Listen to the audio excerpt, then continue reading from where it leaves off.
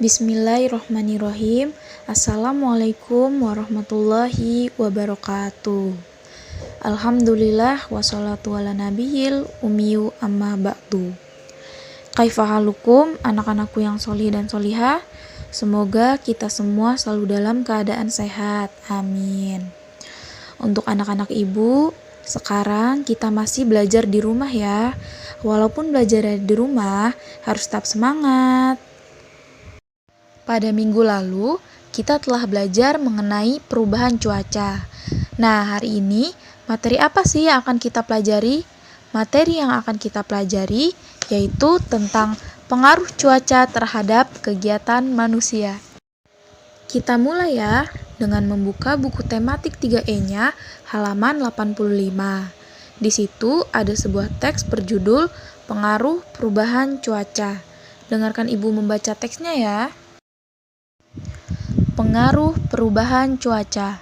Cuaca tidak selalu sama sepanjang hari. Cuaca dapat berubah sewaktu-waktu. Keadaan cuaca yang demikian sangat berpengaruh terhadap manusia. Pengaruh yang paling dirasakan adalah pengaruh terhadap kegiatan manusia. Saat cuaca seringkali hujan, petani mulai menanami sawah. Hujan akan mengairi sawah sehingga tanaman padi tumbuh subur. Setelah menguning, petani memanen padi. Padi lalu dikeringkan dengan dijemur di bawah sinar matahari. Penjemuran dilakukan saat cuaca cerah. Demikian pula dengan nelayan. Nelayan akan melaut hanya saat cuaca cerah. Nelayan tidak akan melaut ketika cuaca sering hujan.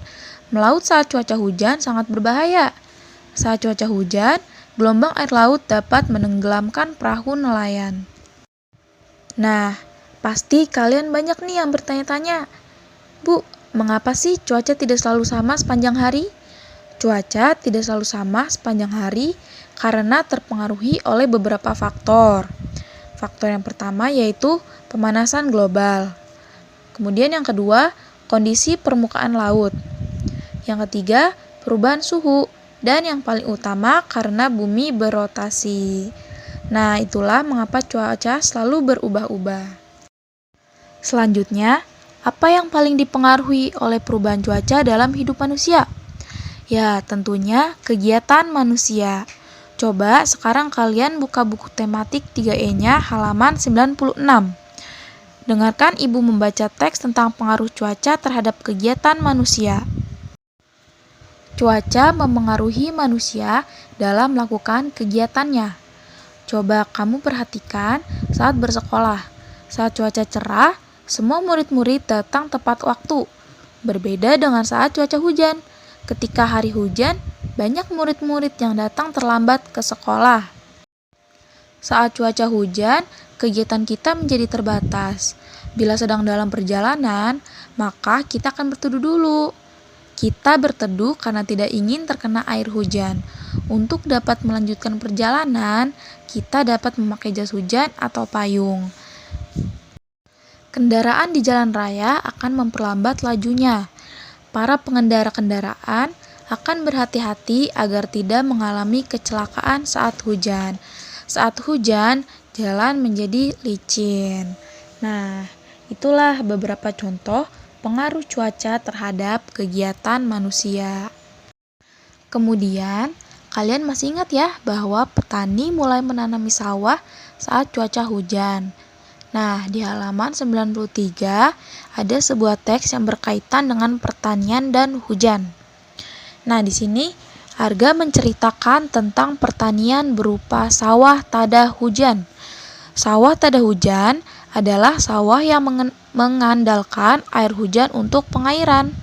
Namun, sawah tada hujan akan kekurangan air bila hujan jarang turun. Oleh karena itu, hujan sangat diharapkan turun pada awal masa tanam. Bagaimanakah hujan dapat terbentuk? Untuk mempelajarinya, perhatikan gambar berikut ini. Kita telah mempelajari bahwa hujan merupakan rangkaian peristiwa alam. Terdapat 3 peristiwa pada peristiwa terjadinya hujan. Mula-mula, cahaya matahari membuat air di danau, sungai, laut, dan kolam menguap. Penguapan membuat air yang berupa titik-titik air melayang di angkasa. Titik-titik uap air tertiup angin dan berkumpul di angkasa. Jumlah titik-titik air itu sangatlah banyak. Di angkasa, uap air mengalami pendinginan sehingga membeku menjadi butiran-butiran es. Butiran-butiran es ini membentuk awan mendung. Karena sangat berat, akhirnya awan yang terbentuk mulai terurai. Butiran-butiran es yang jatuh bergesekan dengan udara sehingga mencair menjadi hujan. Air hujan yang turun meresap ke dalam tanah dan kembali mengaliri sungai, danau, dan lautan. Itulah proses terjadinya hujan. Sekian yang dapat Ibu sampaikan, semoga kalian memahaminya. Kurang lebihnya Ibu mohon maaf. Kita tutup dengan doa penutup majelis. Subhanakallahumma wa bihamdika asyhadu an la ilaha illa anta astaghfiruka wa atubu ilaihi. Wassalamualaikum warahmatullahi wabarakatuh.